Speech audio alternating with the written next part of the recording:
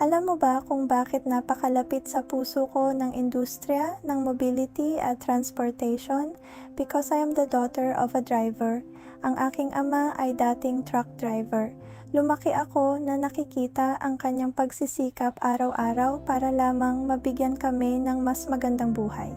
Hindi kami mayaman noon, pero dahil sa kanyang sipag at sakripisyo, nagkaroon ako ng pagkakataong mangarap ng mas malaki at marating ang mga lugar na hindi niya nagawang marating. Kaya hanggang ngayon, sa tuwing nakakakita ako ng mga driver, hindi ko sila tinitingnan bilang mga driver lang, parang mga taong pamilyar sila sa akin dahil alam ko ang mga sakripisyo sa likod ng bawat biyahe, ang pagod sa likod ng bawat ngiti at ang responsibilidad na dala nila para sa kanilang pamilya.